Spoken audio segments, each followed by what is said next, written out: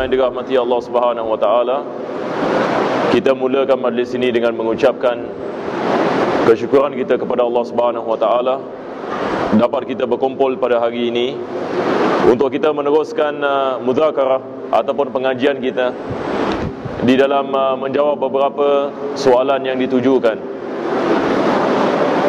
Pertama sekali, ada seorang yang ingin menanyakan bagaimana kita nilaikan wang itu haram atau perbuatan kita haram.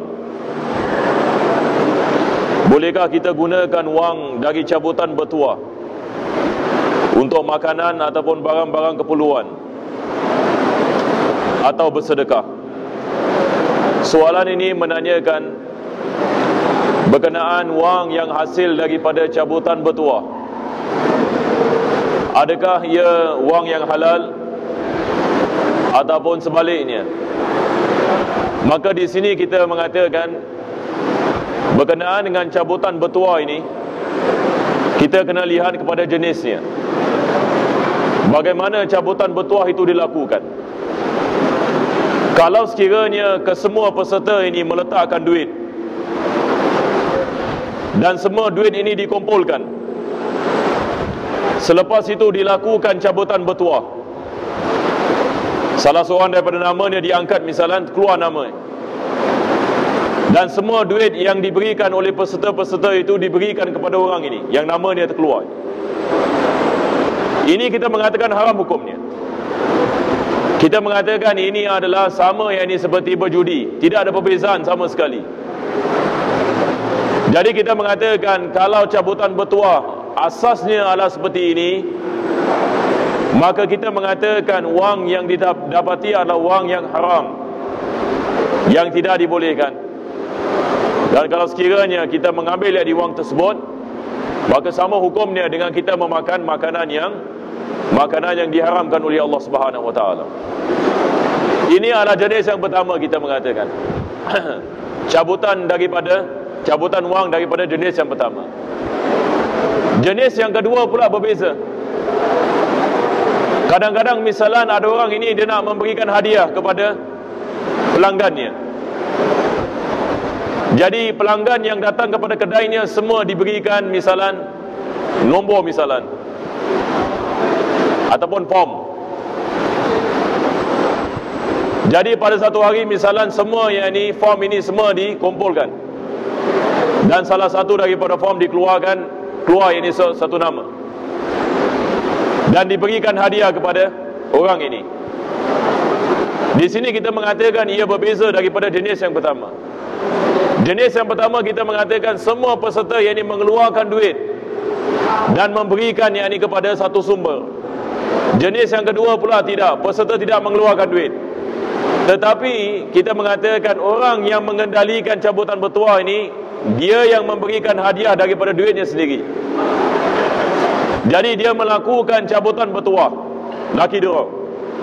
Tapi bila kita menanyakan daripada mana duit ini, asal duit ini yang diberikan, maka di sini apabila kita mengatakan asal duitnya adalah daripada pemiliknya, yakni bukan daripada pesertanya, di sini kita mengatakan ia dibolehkan.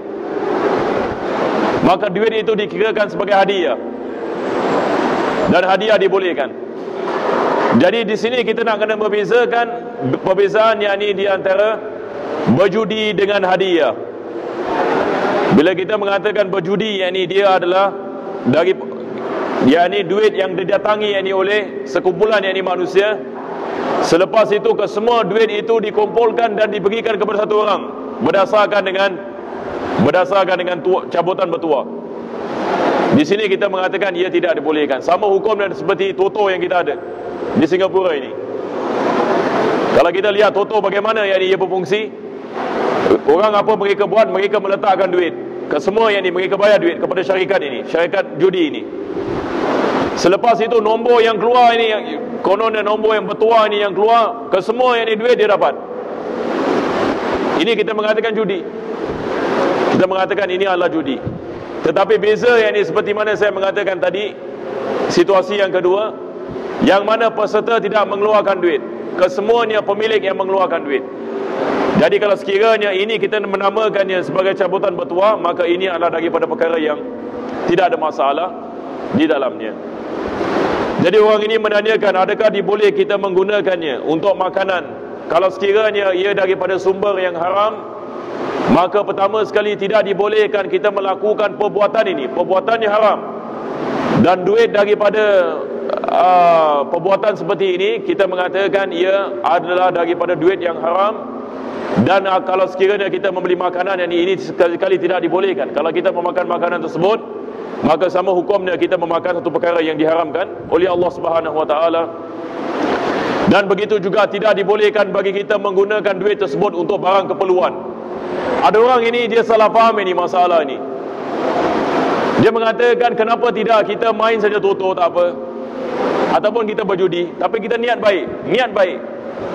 Maksudnya hasil daripada duit ini, duit toto ke, ataupun duit judi ke, ataupun cabutan bertuah yang haram seperti mana kita mengatakan tadi, dia mengatakan tak apalah kita mengambil duit tersebut, selepas itu kita jangan beli makanan, mungkin kita buat duit taksi ke, ataupun kita bayar bil ke dan sebagainya. Adakah ini dibolehkan? Maksudnya kita melakukan perbuatan yang haram, selepas itu yang ini duit hasil yang berharam kita menggunakan perkara-perkara selain daripada makanan. Di sini kita mengatakan ia tidak dibolehkan sama sekali. Bila kita mengatakan perbuatan ini adalah perbuatan yang haram, maksudnya kita tidak boleh melakukannya, walaupun selepas itu kita bersedekah kepada orang.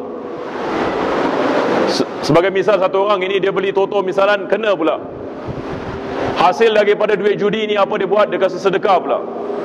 Kita mengatakan ini tidak dibolehkan, diharamkan yang ini ke atasnya, diharamkan ke atasnya yang ini main judi.